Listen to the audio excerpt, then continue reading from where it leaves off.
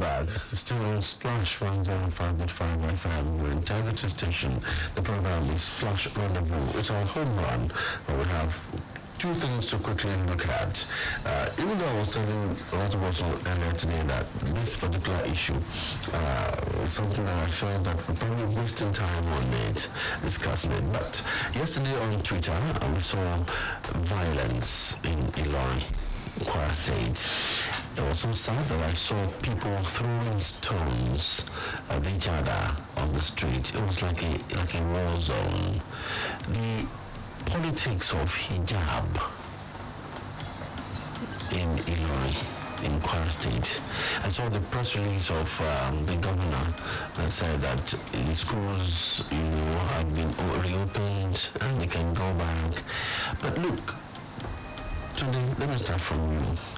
Why are we at this point discussing whether children should wear hijab or not wear hijab? It is because we are still very pedestrian in the way our society is run, especially at government level. You see, you need to look at the issue not in isolation, but from a holistic point of view. As a person, my opinion has always been that the issue of religion, the issue of faith, should be confined to personal to the personal space. Any attempt by governments at the federal, state or local level to adopt or dismiss or appropriate in any form is a recipe for crisis. But you see, in Nigeria, it is seen as a powerful tool for you, especially when it comes to politicking.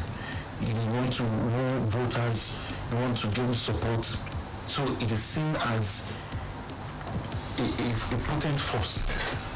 Now, what this simply means is that everybody will be jostling to occupy a prime position, knowing that it confers certain privileges on you. And here we are. Ordinarily, this is something that shouldn't be an issue.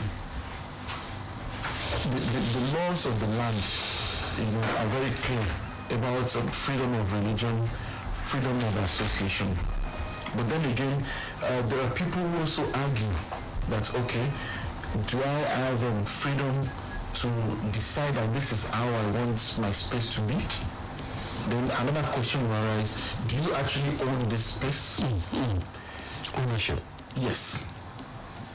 But it's very sensitive. But as far as I'm concerned, what has given birth to this is because our government, our governors, the president, sometimes we like to be seen as champions of a particular religion by supporting this, by recognizing that if we start to de-emphasize the issue of religion as a state and we confine it into the personal space, we'll start to see less of this. Different controversies. For the government of Kwara State, this is an unprecedented situation. Kwara State, I think it's called the state of harmony. Harmony also means peace. Now they have a challenge on their side. On the part of the Governor Abdurrahman Abdurazak, he needs to carefully manage this one. This is where he will need to earn his pay as chief executive officer of that state, considering the fact that he's a Muslim. There is also the side of crime, who are releasing statements, throwing a lot of accusations here and there.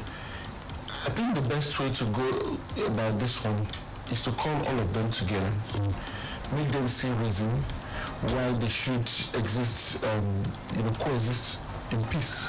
Okay, Michael, I want us to do a brief of inquisition, if that one is, or introspection rather. Children Seraphim College, Samhoki, St. Anthony's College of Farod, Equa School, Ojaya, Surrey Baptist School, Bishop Smith Secondary School. Even the names of these schools has a vestige of religion. Yes. The nomenclature. The issue of identity mentioned, who owns a school, who's running the schools. Now, here is something that I know it might be very difficult. The leader, I'm leading you somewhere, the leader of Kingdom and Seraphim Movement Church in Kwara State, which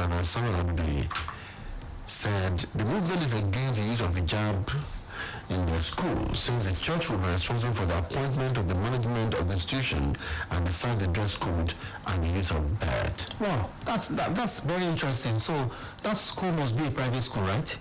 Okay, so that's what I'm saying. It's not a private school. Oh, it's not a private school. Okay, so if it's not a private school, do they have the right to make such statements? I'm looking at the press statement from the Ministry of Education and Human Capital Development in Kwara State. And correcting misconception about missionary schools and hijab in Kwara. I read the statement. I read it too. So, yes. Let's travel back to, I think it was 1975 or so. There was this Edict 14. I think of 1975, which the government issued, upon which, more like an executive order, upon which the schools were withdrawn from their original owners. When the government withdrew these schools, the argument was that the private or missionary, so to speak, owners of these schools were not managing them well. I remember that when we had the interview of late Governor Ajimobi, we also brought this issue up. At that time, where it was this thing about where the government wanted to hand over schools back to the private owners and the rest of it. When the government took over, the schools became public schools. And public funded. And public funded. So it is the government that employs the staff for the school. It is the government that funds the school in terms of infrastructure and running costs and all other things. The mistake that I think that the government made was that when the government took over the schools, they did not rename them. After all, when ANCOM takes over some of these institutions like banks that I know, ANCOM will change the name of the bank to reflect the fact that this bank is no more with the previous owners. I think that was an error. You see, this debate, I saw it on social media, on Twitter, on Facebook and all that, where people were saying missionary schools that are owned by government. Is it possible for government to own a missionary school? Well, the argument was that the government retained their old names as a mark of honor to some of the schools. But he who pays the piper constitute. The government, by our constitution, we are a secular state. That's contentious, really. Our constitution, but by our constitution, we are a secular state. In other words, it says that the government will not take any religion and put on its head.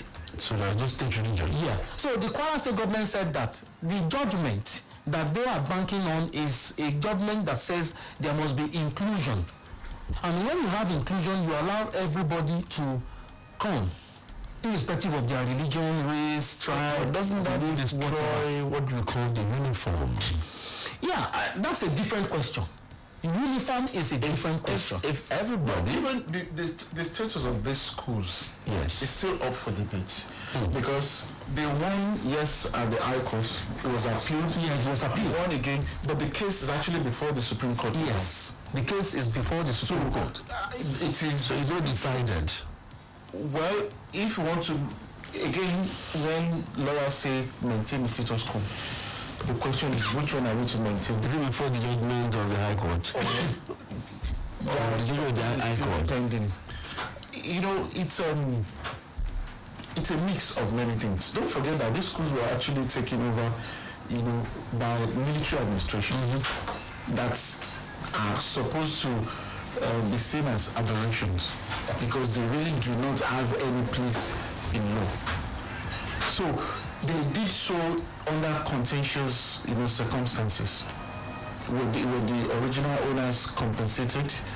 Did they willfully allow, or let me say let go of those schools.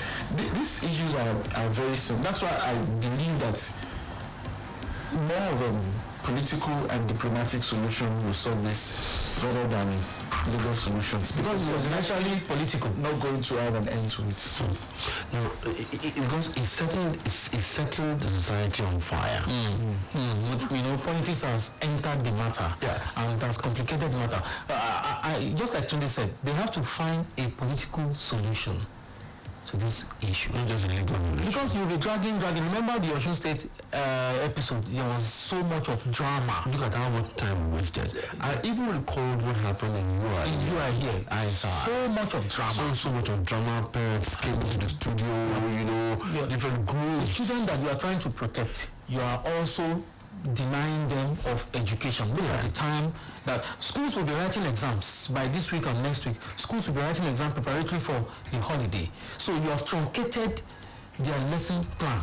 That's basically what you are doing. And at this age and time, look at what we're discussing. We're still discussing. That's the tragedy. That's the tragedy of That's the tragedy. Okay, when COVID-19, you know, became a pandemic last year, between March 2020 and March 2021, which is just a period of 1 year, what has been Nigeria's contribution, to getting vaccines? Hello. Good evening. Yeah. Good evening, sir. Thank you for joining us. What's the name where you calling us from? My name is Victor. I'm calling back. All right, Victor, let's do this. See, you see this issue of school and renewing of school. To the level I know this thing, I don't think the government are compensating these churches or these religious organizations that own all these schools. I don't think they are compensating them. Because if they are compensating, what would they give them to change the name of the school? And you know what, all those normal processes should go on. Since the government is employing teachers and paying for them, and what do you call it? The government also is paying for the principals and the head teachers of the school. I think they should be able to give some laws.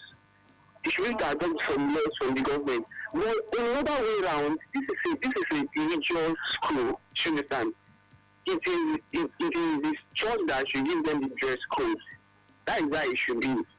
If you want things in the state, you should create schools for the Islamic and let there be explicit in the educational sector of that state.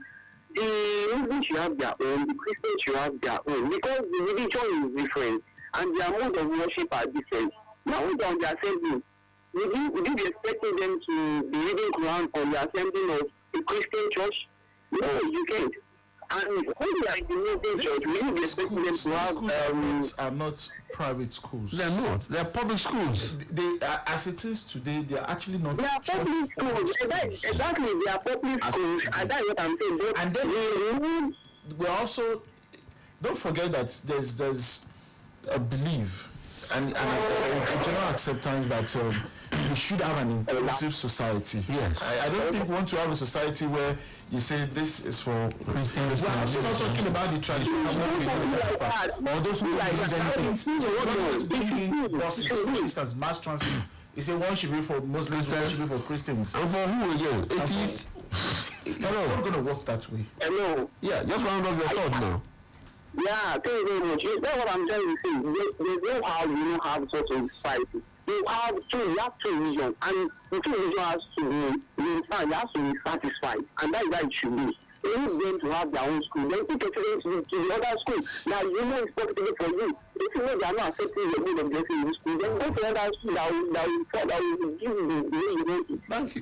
Thank you, Victor. Thank you very much. So much. Yeah. Thank you. Right, that was Victor. Someone said religion will always set the poor against themselves. The African traditional religion, I think we have been generally unfair to it as well.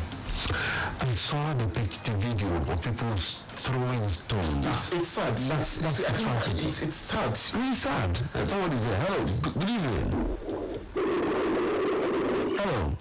Hello. Good evening. Thank you for joining us. What's the name? Where are you calling from? Yes, this is Anthony back. From Ibadan. Let's do it quickly. The issue of religion. sincerely speaking, if the way we embrace religion in this country is the way we practice it truly in every aspect of our life, including governance, this country will not be at a mess like this. It's quite unfortunate that we are just embracing religion with our lips and our mouth. Our heart is truly far from God. We are talking about, we are practicing, we are seeking, or we are worshiping. What is the big deal that you want to do? Except when you cover everything before you portray that this is your faith. Look, I schooled in public school in this years back. I went to the City Academy in 1980s. It's about 50-50. The Muslims, the Christians, they're about 50-50. But they're all just enjoying girls and boys to fill our academic.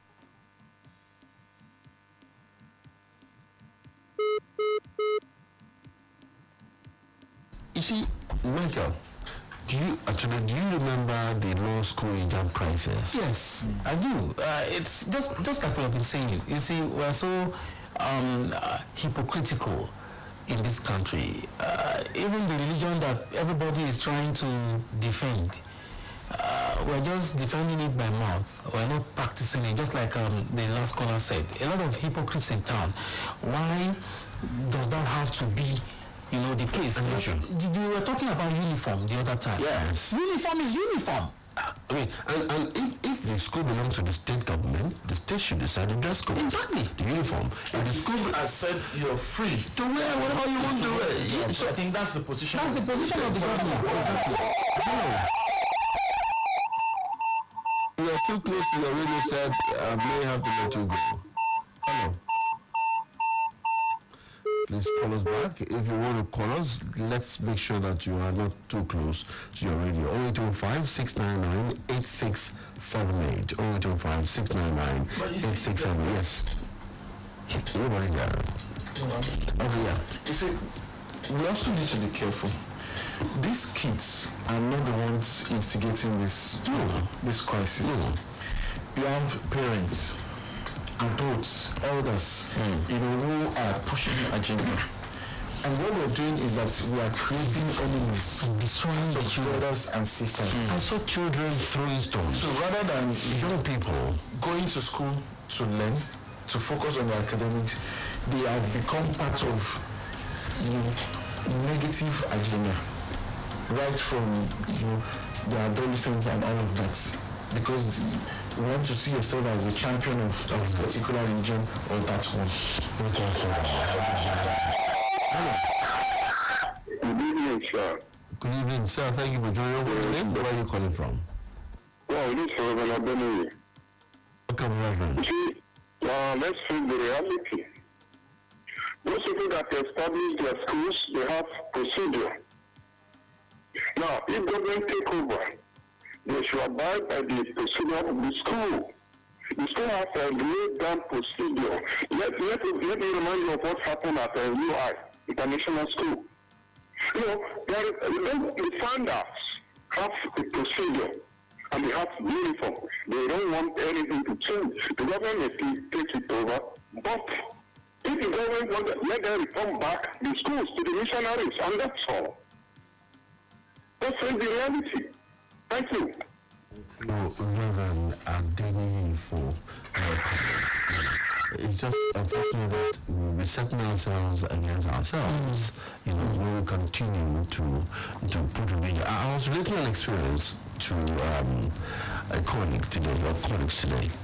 I want to take a child to a primary school, pre-primary school actually, preschool, and then there's a primary school right there in the building. And the owners or those who run the school said, we don't allow any form of religion here. We let them learn, education, they get trained, and that's what we do here. And so when I spoke with someone, the person said, why do you want your child to go to a school where they don't allow God? And I said, it's a school. in a school. It's not a seminary. It's not a place of worship. It is school. That's why I said the purpose is to train them in education. That's it. You see, the problem is that there is too much emphasis on religion from places where ordinarily it shouldn't even surface. You set up a public place, you want to put a place of worship for the two religions. This is where it all stems from. Religion is essentially a private matter. If we keep it that way, we're going to see less of this. But because of the system we find ourselves where, our leaders are not thinkers, so they need to appeal to base sentiment. At least if I cannot convince you that I can win or govern well, I can use religion to make you identify with me. So I go to a mosque, donate, I go to church, donate, and that's it. The other side of it is that there have been, calls that these schools should be. Some states have done it. Return these schools to the original owners, because there's also another issue of whether or not the government has also managed these schools well. The government has not even managed any schools. You need to go to all these First Baptist primary schools. And you see leaking roofs everywhere. So again, government just seems to show up anytime where their interest becomes touched to say we are the owners of this school. But have you really been handling these schools as the owners of these schools? That's another question. The argument of government when government took over the schools was that they were not managing them well. There were not very many qualified teachers. The facilities were poor. That was the argument over 40 years ago. But those schools are worse now. They are worse now. So they are worse now. They are worse now. That's the point. So the question is, so if you have a private school in town and the children are not sitting on the ground, there is no. Which private school has a leaking roof in this city?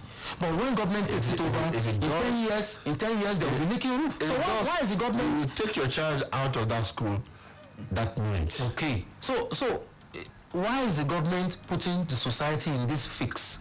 And why are the people in God, just like Tunde said, why are the people in leadership, using these base sentiments to divide us? Many of us grew up, in interfaith homes. You eat all these things together. When it's Christmas, we eat together. When it's Eid Fitri or whatever, we eat together. Yeah. Why are we now? Why are these people in leadership? Because they are looking for political currency. Why are they using religion, to whip up unnecessary crises in the town? All right. Well, we'll move on. And they say we move to the next issue right now. Governor Seyi Makinde on his date yesterday approved the upgrading of the Emmanuel Alayele College of Education Oyo into a full-fledged University of Education. The Commissioner for Education, Science and Technology in the state, Mr. Olatunbosun, made the disclosure while briefing the Governor's office correspondents on the outcome of the State Executive Council meeting. He, however, said all necessary procedures and protocols will be duly followed, while relevant agencies and stakeholders will also be consulted throughout the upgrading processes. The government also has concluded plans to begin the admission of the AstraZeneca vaccine with a test on the suitability of the vaccine on the potential receiver before administration. For those of you who are asking why have we not seen them giving us these vaccines, the government is still doing some tests. Tests. Yes. But let's come to this issue. That announcement was made today. Well, it's actually the oldest teachers and training institute. It was founded again by originally as a mission school by the Church Missionary Society (CMS) as far back as 1896 as a grade 2 training institute. And later around 1975, the clamor began, to make it a full-fledged NC College of Education. And here we are, 2021. It's to become Emmanuel Alayele University of Education, which basically is also to serve as a training institute for teachers, but this time around at the university level, just like what you have in Ogun State, National University of Education. It sounds good. It sounds good, at least for the people of Oyo. Now they know that they're about to have a university of their own, which is, in a way, could qualify as dividend of democracy. However, it raises certain fundamental issues. Yeah. One is that does the place presently have the necessary structure, to qualify as a ground for university? The answer is a capital no. I know the school very well. I've been there. It used to be known as St. Andrew's College of Education. Yes, St. Andrew's College. Very well. Yes. It doesn't have the structures. Does it have the academic personnel? Right now, obviously, it doesn't. And that poses another issue. How do you achieve this? Are you going to have to upgrade the people there right now? Or you're going to, bring in qualified professors, basically, to come teach, which will create another problem because they have a union. Yeah, they're not just going to fold their arms and let you send them back in. Another issue is does the government have the fund necessary to manage a university?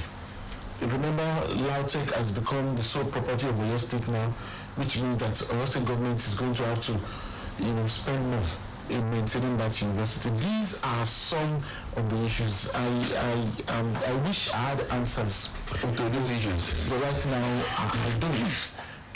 My hope is that we're not, like Michael said in our earlier conversation, we're not going to be creating, or solving a problem by creating even many more problems. But if you ask the people of Oyo, they will definitely be happy that they're having a university of their own. Okay, Professor Olawuwo from University of Ibadan, from Faculty of Education. Prof, good evening. Hello, Prof, are you there? Yeah, good evening. How are you? Very well. Thank you for joining me. I spoke with you earlier this afternoon that I want us to talk about this issue. I think it's... Oh, I lost the call, but I hope he will join me again. I want to just speak with him about it because It's good to hear from you. Yes, he promised to... that very soon we will hear from people of Oyo that our own son or daughter will go into that chancellor. Yeah. Hello, Prof, are you there? It's... but I'll keep trying, but Michael, let me hear from you. Let's hear your part. Okay. Number one is that I suspect that. Oh, sorry. Hello, Prof. Prof, can you hear me? Hello. I'm calling the program. Yeah, I'm with you now. Okay. Hello. Yes, good evening. Good evening. Yes. Yeah, I'm sure I'm speaking with Professor Olawuwo. Yes, you are. Great. Prof, I spoke with you earlier this afternoon about the upgrading of Emmanuel Alayode College of Education to a University of Education. I'd like to hear you talk with us on the program this evening about that upgrading. Is it a good move at this time? Well, thank you so much. I said in our discussion this afternoon, I said yes, that I'm particularly very excited about that for several reasons. One, you cannot compare a college of education to a university, particularly a university of education. I've listened to the issues of funding, personnel, infrastructure, etc. There are issues that I want paying attention to, but I want to look at it first as an honor done to the late Papa Emmanuel Alayode, who lived and died as a teacher and as a principal, who has not been so honored as much as one would have expected him to be honored. So having a University of Education, not a conventional university, named after him, to me is the most exciting thing, exciting reward that anybody can give to him as a compensation, as an acknowledgement of his service, excellent service to the teaching profession. That's number one. Okay, sir. And number two, there shouldn't be any doubt to the fact that the government must have thought out its plans and the ways he plans to fund the place when he considered and approved that he was going to pursue the elevation from College of Education to university. I'd like to remind listeners that several years ago, The then College of Education was upgraded to university. They turned it down.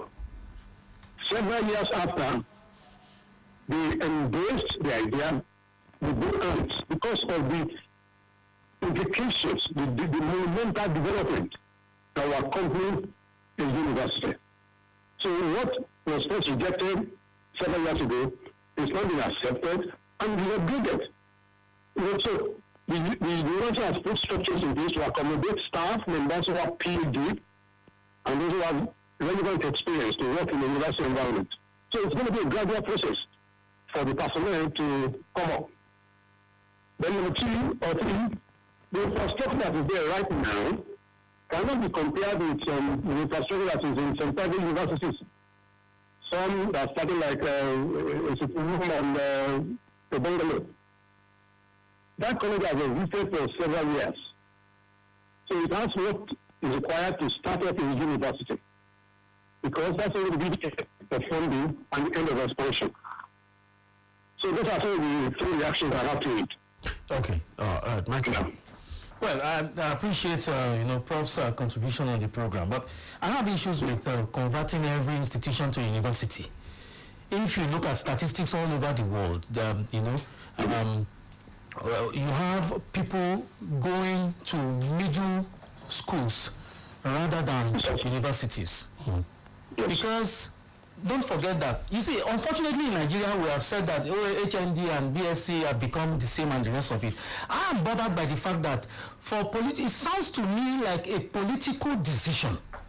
Prof, I like your perspective in this matter, but I am not convinced enough to think that it is a decision for the good of the people of Oyo State. All right. Now, Prof, my question to you would be this.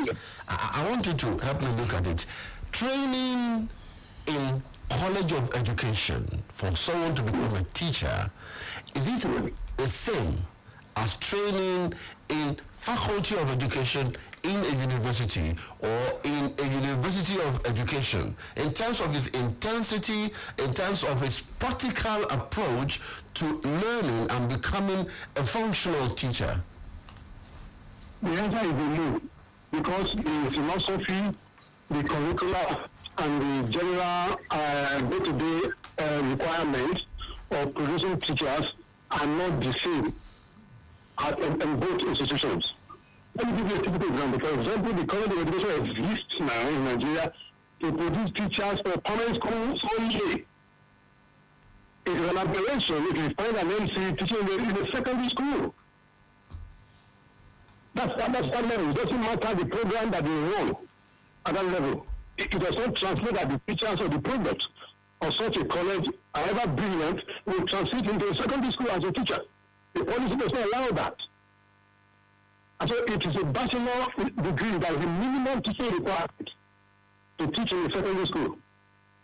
And so if we are talking about the quality of secondary school education in this country, we need to have teachers that are well trained, to be able to teach at that level and to meet the requirement of our policy. So the kind of advantage, benefit that this elevation is going to bring to teaching profession is unquantifiable. Particularly, education is in the front burner in Oyo State. It has always been. The Oyo State is a place state. That's what we discuss ourselves. Right, Prof. Okay, so Tunde, I have a question for you, Prof. Yeah. Okay, very valid points you've raised, Prof. But there's an aspect that we have not fully addressed, and that is the question of funding.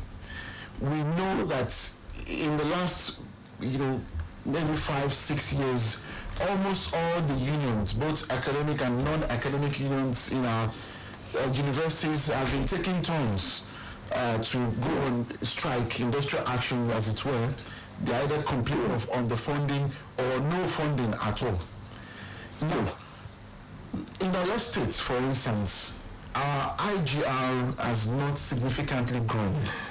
It still hovers between 2.8 billion and 3 billion a year. Now we have 2 universities on our Now we have 2 universities on our hand. These are not cheap cheap institutions to manage. Do you not see this as a potential crisis ground as we move forward? Obviously, my reaction will be no. Because the expertise is just cited. It's not because there's no money in this country. It's because university education is not being properly funded. And it's a question of attitude. It's a question of what is budgeted and what's actually released. Look, we spend money for things that are not important. So by the time today in his tenure, by the time he thinks of what he wants to do, I want to believe that he thought about that as a fund. Also, it is his business to get the money to fund it. But I think we should concern about the sustenance. If he manages to sustain it, to fund it properly, with another government, another market state in office, be able to fund the number of universities that are being established now. But again, I also think we should not speculate.